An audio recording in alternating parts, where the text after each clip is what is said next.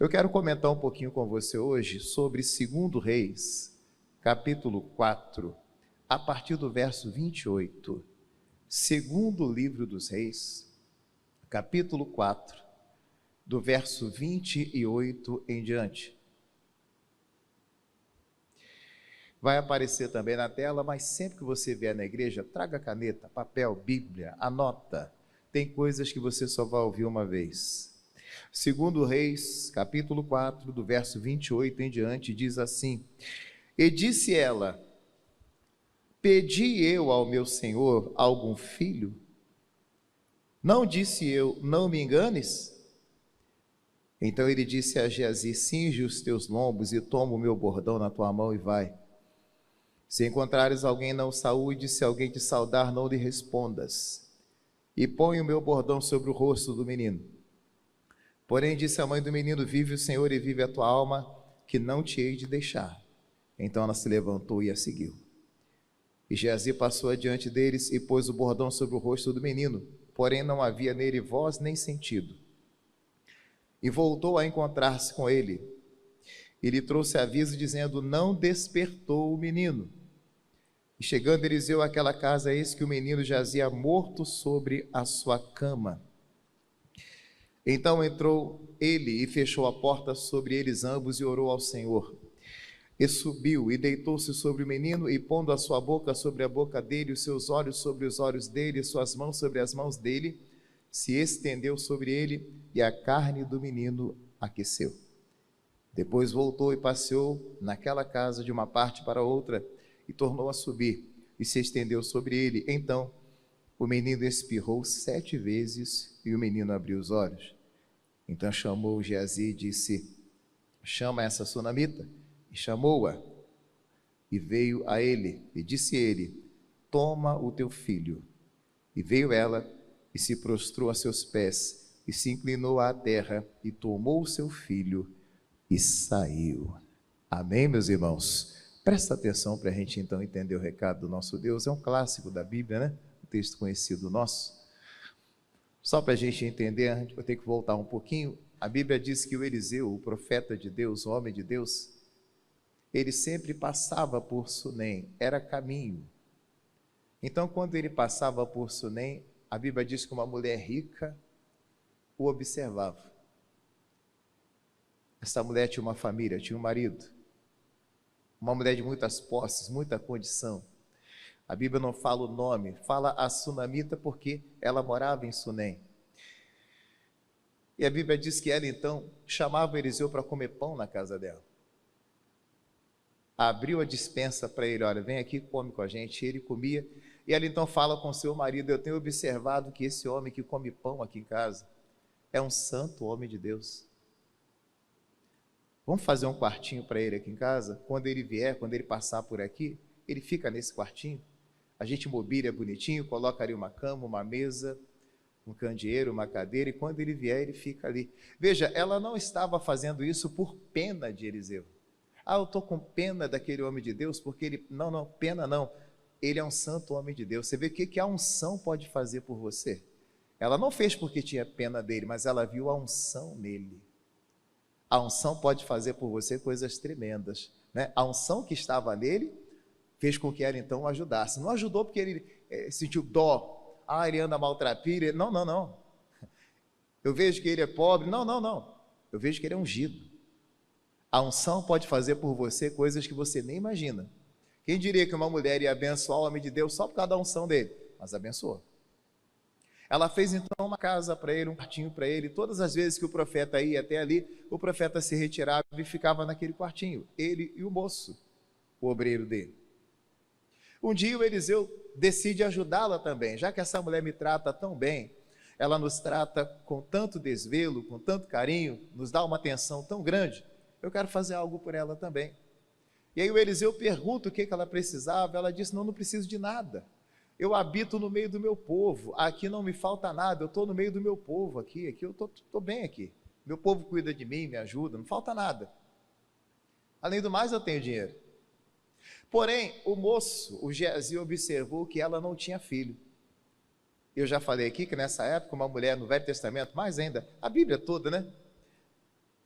Você vê, a mulher, quando não tinha filho, ela era tida como amaldiçoada, ela chorava. Vê a Ana, como é que chorava por não ter filho? Quanto mais filhos, melhor. Ela não tinha nenhum. E o marido dela não podia lhe dar filhos, porque ele já era velho. O Eliseu, então, entendeu que ele podia fazer algo para aquela mulher. E fala para ela, olha, daqui a 9 meses, mais ou menos, no tempo da vida, 1 ano no máximo, você vai estar com a sua bênção. E assim acontece, irmãos. Ela fica meio assustada na hora e fala para ele, olha, não mintas para a tua serva, não mente para mim não, hein? Até porque ela já estava conformada em não ser mãe. Aí me vem uma palavra dessa, não mintas à tua serva, não mente para mim não. E ele disse, não, vai se cumprir. E se cumpriu, irmãos. Passado o tempo certinho, a Bíblia diz que vem então um menino. A bênção alcança aquela senhora, a bênção alcança. O menino vem. Ela se alegra com aquele menino, o menino vai crescendo. E um dia o menino vai trabalhar com o pai, era tempo de colheita, o pai o leva para o campo, e lá no campo o menino sente dor de cabeça, o menino passa mal, o pai manda levar para a mãe, o menino vai até a mãe, leva o menino até a mãe, ela coloca o menino no joelho, mas a Bíblia diz que ele morre no joelho da mãe, no colo da mãe. Joelho fala de oração, né? Mesmo orando ali, o menino morreu. E ela então pega esse menino, tudo que eu estou falando está escrito aqui, eu só estou lendo para a gente ganhar tempo, né? A Bíblia diz que ela então pega aquele menino e coloca lá no quarto, que era o quarto do profeta. Em cima da cama, que era a cama do profeta. O profeta não estava ali nesses dias. E ela então deixa o menino em cima da cama, manda preparar tudo. O marido até estranha, por que você está saindo? Não, está tudo bem, está tudo certo. Ela nem fala para o marido onde é que ela ia. Eu vou procurar, até fala, né? Vou procurar o profeta, mas não diz o porquê. Não, está tudo bem, eu só vou procurar o profeta só. Não sei dizer o que eu vou fazer lá não. E vai. E diz a Bíblia que ao longe, o profeta percebe que ela vinha e fala para o moço, né, para o Geazi, vai ver o que está acontecendo, por que a sunamita está vindo aqui? Geralmente eu aqui vou até ela, por que ela está vindo aqui? Pergunta se está tudo bem. E o Geazi então pergunta, vai até ela e pergunta, está tudo bem com você? Está tudo tranquilo? Ela diz, está tudo bem. Mas quando chega aos pés do profeta, ela abraça os pés do profeta e ela chora aos pés do profeta. Ela se revolta e ela diz, olha, eu não pedi filho nenhum. Aí você me dá um filho para me tirar o filho. Agora que eu pude amamentá-lo, agora que eu pude carregá-lo em meus braços, você me tira. E ela se revolta ali abraçada aos pés dele. Ela tinha uma dor muito grande dentro dela, ela chorava ali diante do profeta, olha, por que você fez isso comigo? Não te pedi filho nenhum, tu me dá para tirar, poxa? E ele entende a revolta dela, a tristeza dela, e ele decide fazer alguma coisa.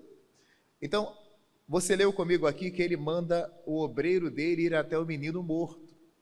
O filho da sunamita estava morto em cima de uma cama. O profeta então vira para o seu obreiro e fala assim, olha, faz o seguinte, pega o meu cajado, o meu bordão de madeira.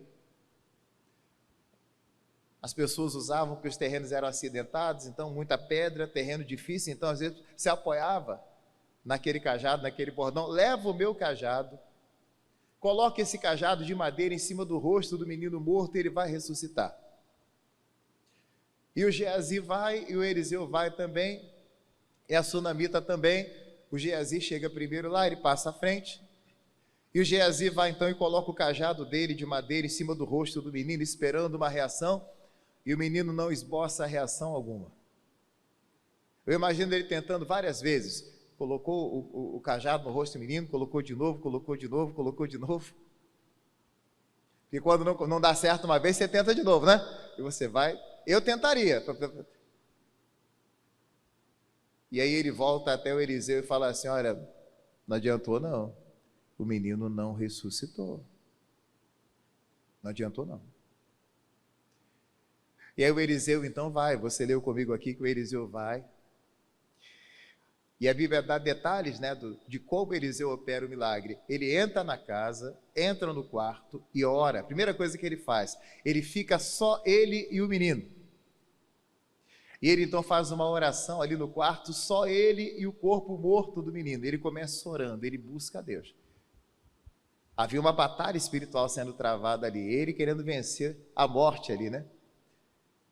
E ele ora a Deus primeiro, Deus dá uma direção a ele, ele vai então e deita-se em cima do menino, você leu comigo aqui. Ele coloca a boca dele sobre a boca do menino, a mão dele sobre a mão do menino, os olhos sobre os olhos do menino, ele se deita sobre o menino. E a Bíblia diz que quando ele faz assim, o corpo dele em cima do corpo do menino, o corpo do menino se aqueceu. O calor voltou, o corpo que estava gelado se aquece. Ele então desce, dá uma volta na casa, anda pela casa, ora, anda pela casa e volta lá. E se deita de novo sobre o menino.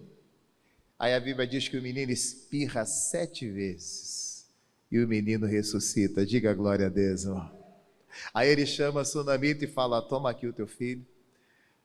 E ela leva o filho, satisfeita, agora volta com seu filho.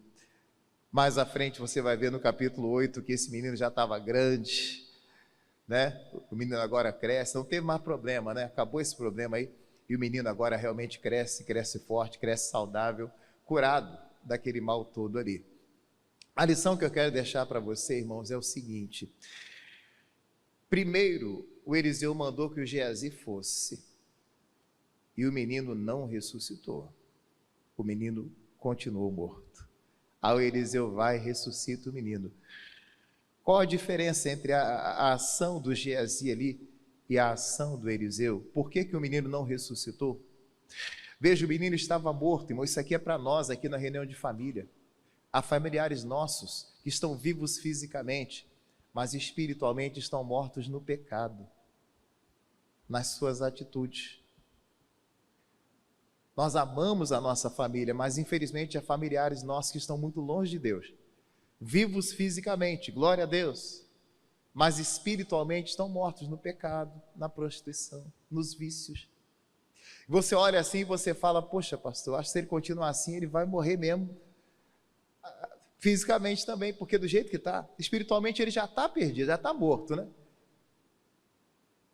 E por que às vezes a gente ora, a gente faz campanha, a gente busca a Deus, em algum momento parece que não está acontecendo nada, parece que nada está funcionando, porque o Geazi vai e não funciona. E o Geazi fez exatamente o que o Eliseu mandou: pastor, eu estou fazendo tudo o que Deus mandou, mas parece que não está funcionando, meu familiar continua morto.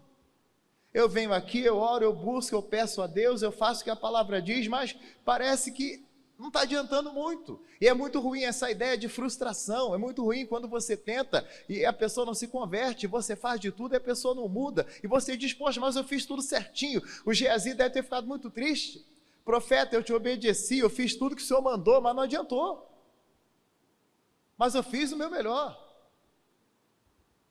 Mas por que não ressuscitou o menino?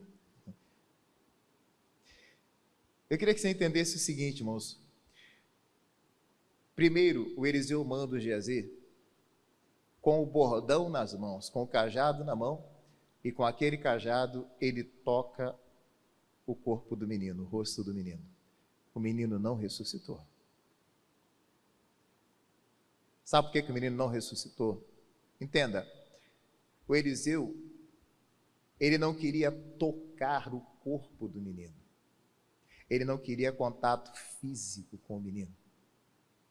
Veja que ele manda o Geazi levar um bordão e tocar com o bordão no corpo.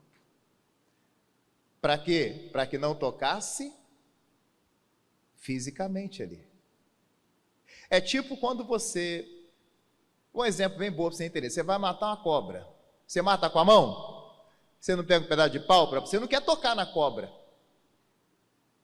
Ou às vezes alguma coisa que está suja e você não quer botar a sua mão diretamente. Então você vai pôr uma luva. Vou botar uma luva bem grossa aqui para não... Veja, você não quer tocar naquilo diretamente. O Geazi não queria tocar no corpo físico do menino. Sabe por quê?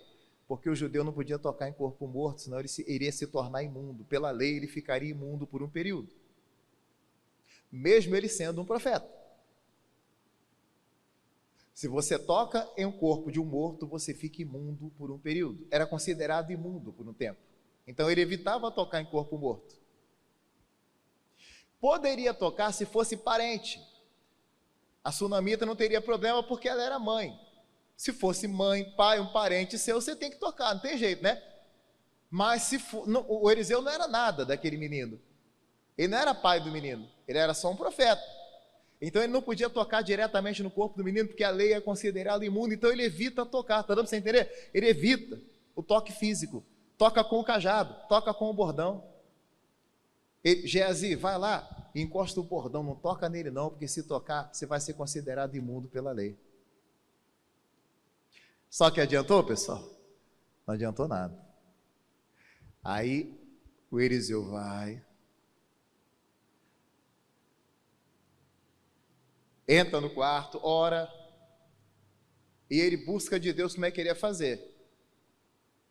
E aí, ele se deita sobre o menino. Veja, ele tocou fisicamente. É como se ele dissesse assim, poxa, a lei diz que eu não posso tocar nele fisicamente, mas não vou deixar o menino morrer. Eu tenho que fazer alguma coisa. Tem uma regra aqui, tem uma regra. Mas espera aí. Aí ele vai e toca no menino. Você vai ver que ele se deita em cima do menino. Olho sobre o olho, boca sobre a boca, mão sobre a mão. Ele toca. Ele faz contato físico com o menino. Se deita sobre o menino. Ele não se importou com o que iam dizer, porque é claro que só estava ele e o menino ali. Mas quando ele contasse o que aconteceu, alguém ia falar assim, mas você tocou no menino, mas você encostou nele, você não podia, ele estava morto, não podia. Ele não se importou muito com o que iam dizer. Ele não se importou com o que as pessoas iam falar, porque iam falar dele, mas você tocou no menino. Ele simplesmente se deitou sobre o menino, e a Bíblia diz que a carne do menino aqueceu. Ele dá uma volta na casa, volta lá e faz de novo, deita em cima do menino, ele toca no corpo do menino, e o menino então ressuscita. O menino espirra, e o menino ressuscita. Amém, meus irmãos? Amém ou não amém? Ele estava evitando o contato físico, mas por fim ele viu que não tinha jeito, ele ia ter que tocar no menino. Você vê o poder de um toque. Você vai ver que mais à frente o próprio Eliseu, depois de morto, alguém tocou nele e ressuscitou. O que um toque pode fazer? Ele se deita sobre o menino, toca fisicamente no menino, e o menino ressuscita. Veja, ele não se importou com o que iam falar dele. Porque alguém ia falar, você não podia tocar no corpo desse menino não, porque o menino está morto. Ele deixou de lado aquilo que estavam dizendo, tocou no menino, e o menino ressuscitou. Amém ou não amém, irmãos? Qual a lição que eu quero deixar para nós? Às vezes a gente está agindo meio que como o Geazi aqui. A gente tem medo de se aproximar muito da pessoa morta. Medo de tocar na pessoa morta. O morto aqui, volta dizendo, não é um morto físico, é um morto espiritual, é o familiar, é o amigo seu, a pessoa que você conhece, que está morta no pecado. A gente fica com medo de chegar muito perto. Veja que ele toca com o cajado, o Geazi chega com o cajado, meio que de longe, você fica meio que cismado, né? Assim como existem coisas que você evita tocar. Eu nunca esqueço, uma vez a gente estava no mato tirando lenha para minha mãe, eu e meu irmão. Aí de repente numa curva, que tinha uma curva assim, aí eu estou vendo na curva vindo uma cobra, só que a cobra estava envergada assim e meio que no ar assim, né? Falei, pô, uma cobra no ar voando? Não pode voar. Aí depois é que você vai ver o resto da cena. Tinha um menino que tinha matado uma cobra e ele estava com a cobra pendurada num pedaço de pau comprido, assim, numa vara bem comprida, bem compridona mesmo. Já estava morta, mas ele com aquela cobra pendurada assim. Aí quando ele entra, a primeira coisa que apareceu foi a cobra.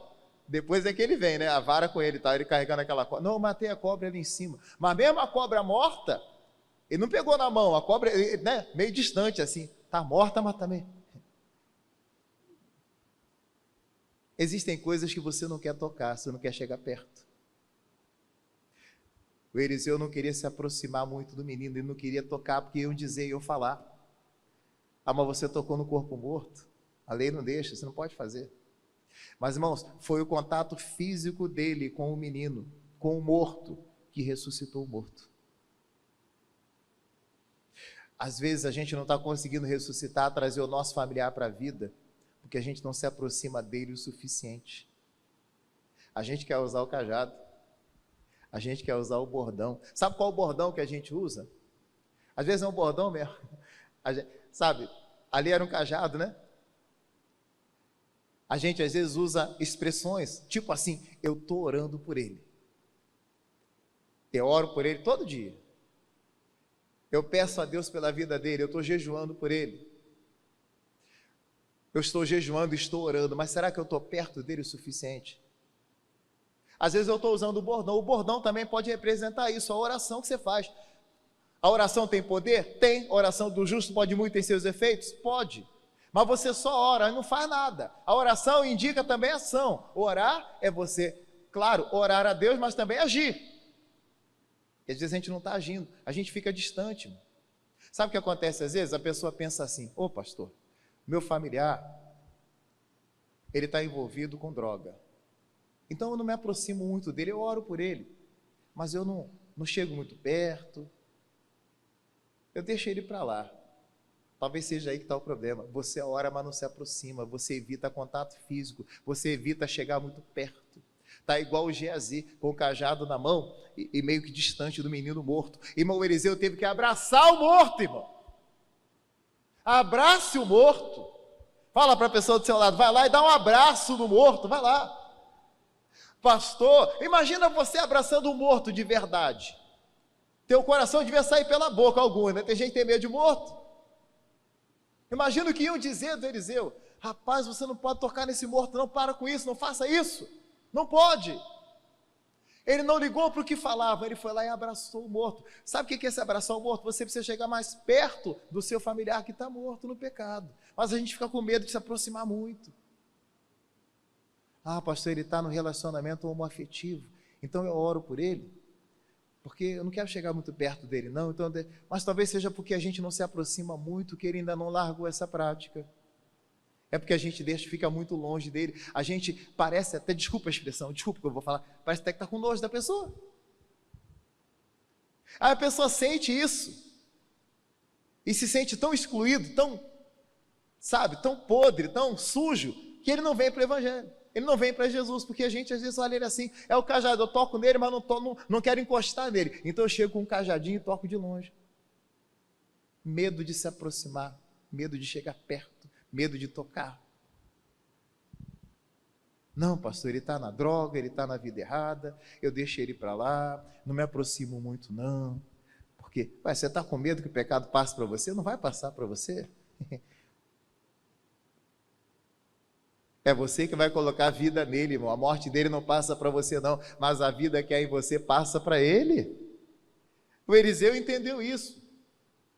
Ah, mas vão falar que eu estou andando muito perto dele, eu não posso fazer o que ele faz, velho. Mas às vezes para ganhar uma pessoa para Jesus, eu vou ter que me aproximar dela, irmão. E às vezes, vou falar uma coisa aqui, quem é que quer ficar perto do morto? Fala para mim, você quer abraçar algum morto? Quem é que gosta de ficar perto? Não. Mas às vezes para ressuscitar alguém você vai ter que chegar perto, não adianta.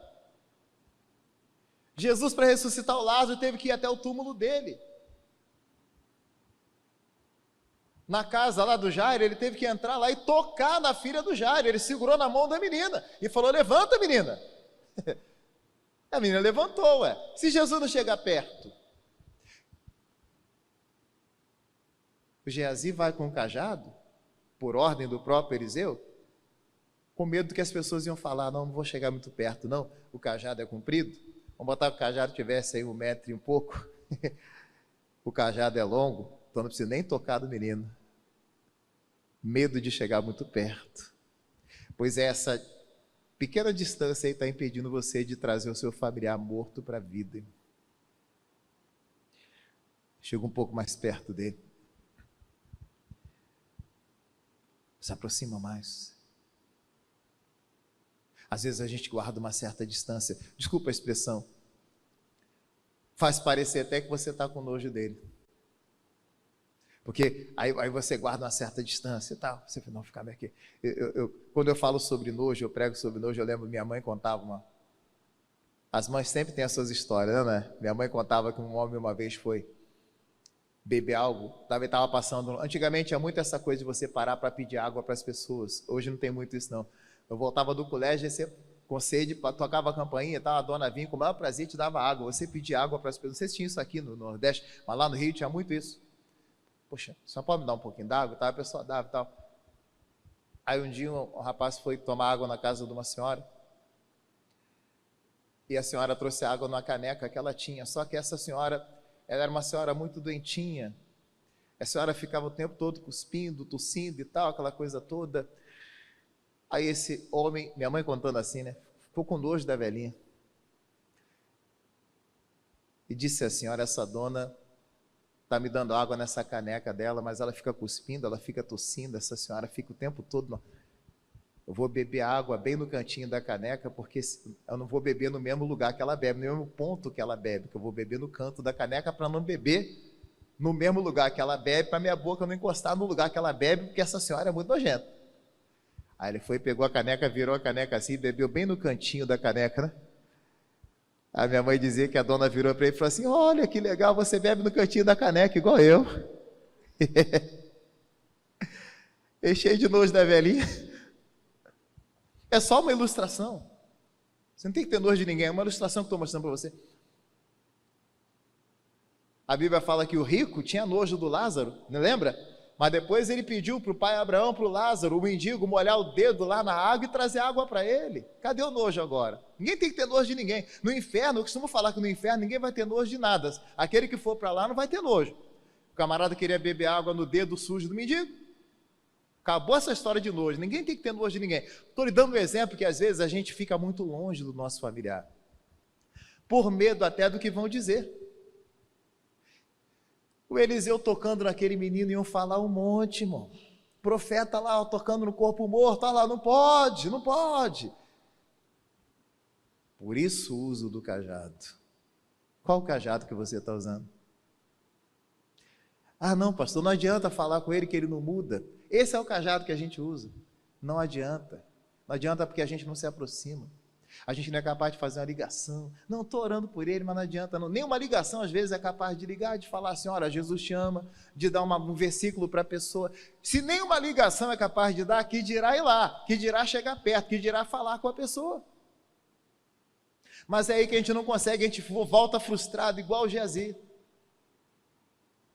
Porque ao invés de se aproximar, a gente fica com medo de se contaminar, com medo de... Não, você não vai se contaminar se você chegar perto. Ao invés de você pegar o mal, é você que vai libertar a pessoa, amém, meus irmãos? É a vida que há em você que vai passar para ele. Pastor, eu estou orando, eu oro muito por ele. Olha, deixa eu falar uma coisa para você. Quando Jesus, ele manda embora o demônio, o espírito chamado Legião, que estava no Gadareno, você lembra que o demônio falou assim: deixa eu entrar nos porcos, e Jesus deixou? O que aquele demônio estava pedindo, na verdade? Ele estava pedindo para ficar na redondeza, para ficar na região. Era um espírito territorial. Existem demônios territoriais, espíritos malignos que comandam um lugar. Tem o demônio que manifesta na igreja, que são os mais fracos, e tem os demônios que comandam um território inteiro. Daniel, ele orou, a Bíblia diz que ele estava orando o príncipe da Grécia, da Pérsia, né? O príncipe da Pérsia. O demônio comandava toda a Pérsia ali. Então existem espíritos que são territoriais, demônios que comandam o território. Por exemplo, Las Vegas, você vê que o jogo comanda, tem um espírito de jogo que comanda o jogo no lugar, tudo é jogo. Aí você vai no outro lugar, tipo Aparecida, você vê que, Aparecida do Norte, por exemplo, você vê que é muita idolatria no lugar. Aí você vai no outro lugar e você vê que é muita bebida, você vê no outro lugar que é muita promiscuidade. Cada lugar que você vai, você percebe que tem uma ação diabólica muito forte naquele lugar. É porque tem um espírito territorial que puxa aquilo ali. Tem lugar que tem muita morte, tem lugar que tem muita criminalidade, tem lugar que tem muito tráfico. Por quê? Tem um espírito maligno que comanda o lugar e coloca aquilo. Às vezes tem lugar que tem muita prostituição. O que eu tenho que fazer? Orar. A minha oração quebra a força do principado. A Bíblia diz que eu não tenho que lutar contra carne e sangue. Não é a pessoa que está na prostituição que é o inimigo. Não, o inimigo é o demônio, a prostituta não. Mas eu tenho que orar para quebrar a força do espírito de prostituição no lugar. Sim, eu venço os espíritos territoriais, né? Tem as armas que a gente usa, dentre elas a oração. Tem outras, mas dentre elas a oração. Aí eu vou orar quebrando a força do espírito do mal. Olha, eu quebro a força do demônio que comanda a prostituição nesse lugar. Eu estou orando para que o espírito de prostituição solte as prostitutas. Amém, meus irmãos? Mas só isso não adianta. Eu tenho que ir lá e pregar para a prostituta também. Deu para você entender? Senão eu estou usando o bordão, eu estou usando o cajado, mas não estou me aproximando.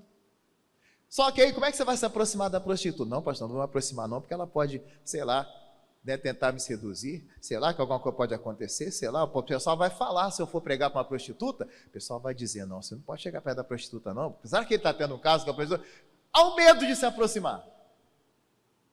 Mas só orar, quebrando a força do principado, às vezes não vai adiantar, você tem que ir lá também, amém, meus irmãos? Se aproximar e pregar, não só para a prostituta, mas para o perdido, para o drogado, para todo mundo, mas a gente fica meio que distante, a gente usa o cajado. Não, pastor, eu estou orando, mas não se aproxima. O Eliseu teve que abraçar o morto, diga glória a Deus, irmãos. Abrace o morto, toque nele, chegue perto. Assim você ganha a pessoa para Jesus. Conta-se que uma vez que um pregador, ele estava pregando, foi pregar para uma prostituta.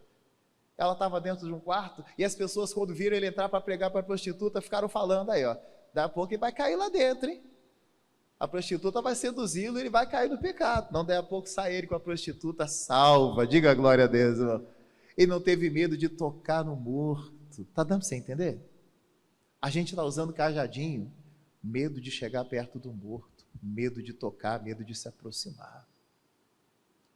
Aí a gente só ora, a desculpa que a gente dá, é o bordão que a gente usa mesmo. Bordão também tem a expressão, no nosso português é uma expressão que você usa, né? Eu estou usando um bordão aqui. Qual o bordão que você está usando? Ali era um bordão de verdade, de madeira. Mas qual o bordão? Qual a expressão que você usa? Qual a desculpa que a gente dá? Não, pastor, ele não se converteu ainda porque o coração dele é duro. Eu estou orando, mas o coração dele não quebra. Não, é que a gente está muito longe dele. Passa a mandar uma mensagem para ele todo dia falando que Jesus o ama. Vai lá onde ele está, conversa com ele. Pastor, mas ele está lá isolado dentro de casa, no meio, eu vou lá e vou dar um abraço nele. Irmão, é assim que se faz. Ouvi uma vez o Thales contando uma experiência, ele falou de um amigo dele, um conhecido dele. E esse conhecido chegou drogado em casa, bêbado e drogado em casa. E a mãe, enquanto ele estava lá desacordado, sob o efeito do álcool, sob o efeito da droga, a mãe pegou a camisa dele, a camisa que ele chegou, tirou a camisa e jogou para lá. A camisa estava fedendo a álcool. A camisa tinha cheiro de maconha. Mas ela pegou aquela camisa, abraçou a camisa e ajoelhou e começou a orar com aquela camisa abraçada, aquela camisa fedendo. Thales fazia questão de contar esse detalhe. A camisa fedia droga, fedia álcool. E a mãe do menino abraçado com aquela camisa, orando e chorando de madrugada. E ele lá desacordado. Aí, de repente, ele acordou do efeito da droga. Se levantou, foi ao banheiro. E a cena com que ele se depara? A mãe abraçada com a camisa fedorenta dele, que ele tinha acabado de chegar. E aquela mãe abraçada com aquela camisa, orando, irmão. Pedindo para Deus salvar o filho dela. Abraçada com a camisa e chorando de soluçar com a camisa fedorenta do filho dela.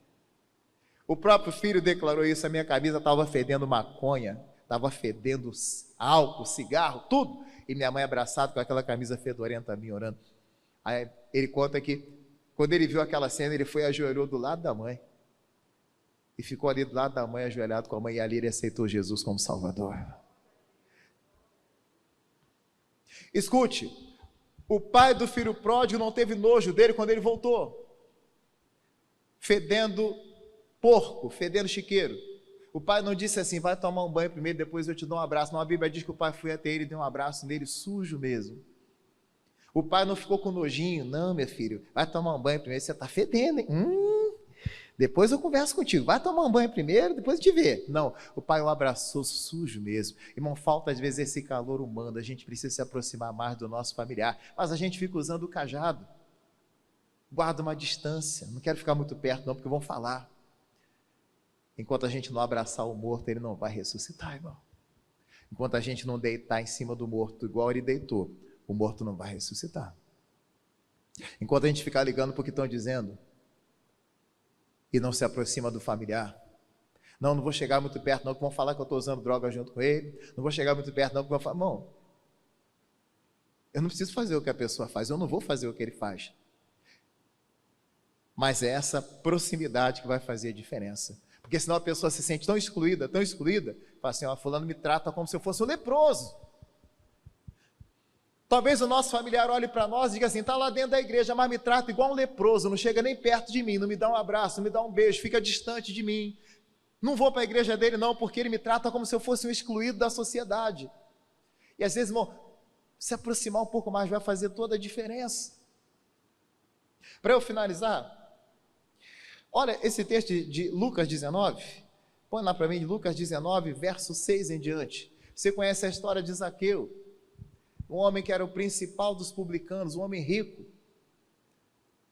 E a Bíblia diz que Jesus foi até a casa dele, entra na casa dele. Olha lá então Lucas 19, verso 6, diz assim, ó, Jesus falou que queria ficar na casa dele, e apressando-se desceu, e recebeu com júbilo. O Zaqueu recebeu Jesus na casa dele, e vendo todos isso, murmuravam dizendo que entrara para quê? Para ser hóspede de um homem pecador. Irmão, as pessoas falaram de Jesus quando ele entrou na casa do Zaqueu, quando ele dormiu na cama que o Zaqueu preparou, na cama do Zaqueu, comeu a comida do Zaqueu. Ó, está muito perto do Zaqueu, tem que usar o cajado, tem que ficar longe, não se aproximam muito não chega muito perto não. Ainda hoje as pessoas vão nos incentivar a usar o cajado, só que o cajado não funciona. Jesus teve que chegar perto, Jesus teve que se aproximar do morto. Zaqueu estava morto no pecado, era rico, mas era morto no pecado.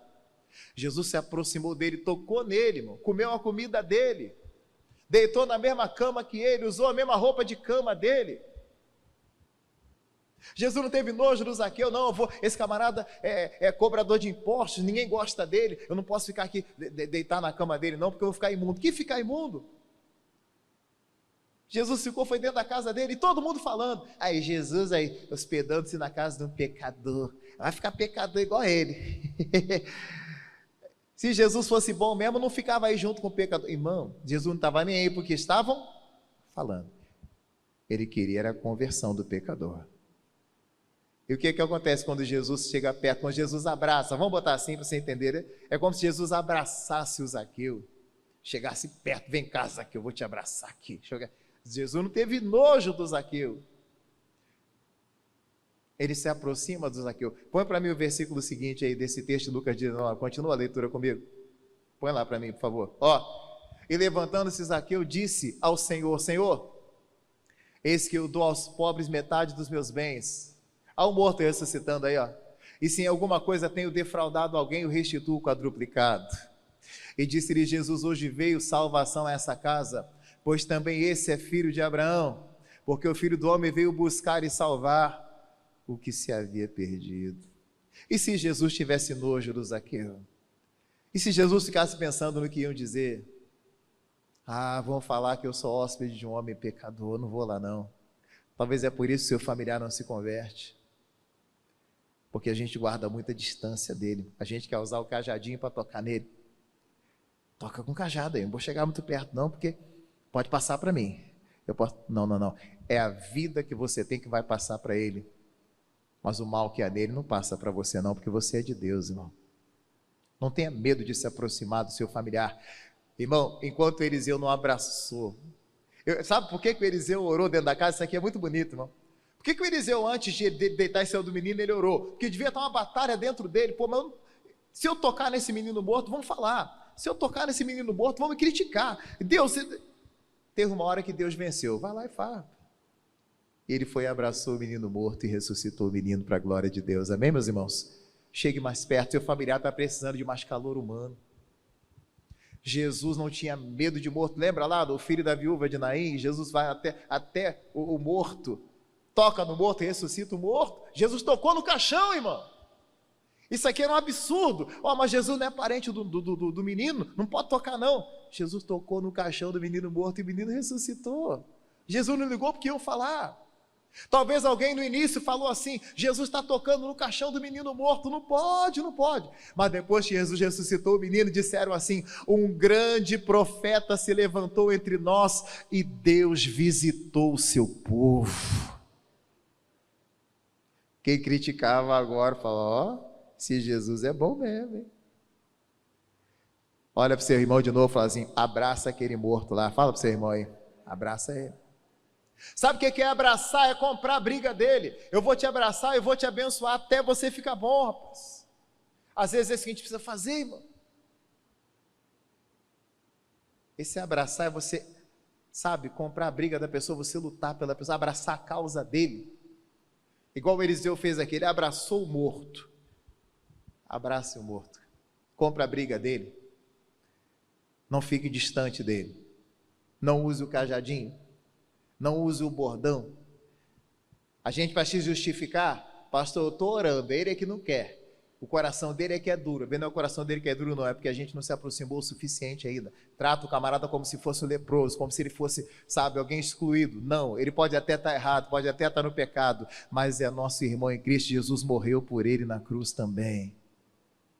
Se aproxime dele e você vai ver a glória de Deus em nome de Jesus. Amém, meus irmãos? Você vai ver Deus fazer o milagre, você vai ver Deus fazer maravilha, você vai ver Deus fazer coisa grande em nome de Jesus de Nazaré. Jesus se aproximava de todo mundo, Jesus não tinha medo de ficar perto de ninguém.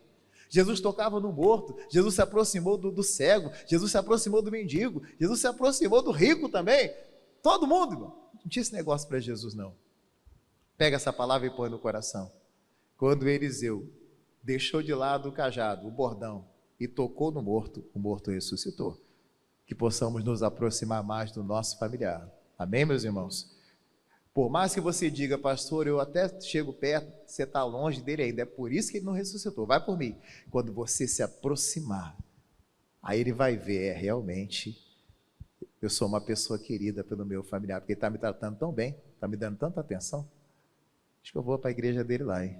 Ele está tão próximo de mim agora, ele vivia tão longe de mim, eu me sentia tão afastado dele, ele se aproximou. Irmão, se aproxima do morto, abraça o morto, e com a bênção que você tem, você ressuscita o morto. O apóstolo Paulo abraçou o morto. O Eutico, quando ele caiu da janela e ressuscitou. Chegue perto. De longe você não ressuscita ninguém. Eu estou orando, pastor, estou orando. Eu estou orando, quebrando a força do espírito territorial lá na minha área. Glória, mas vai lá também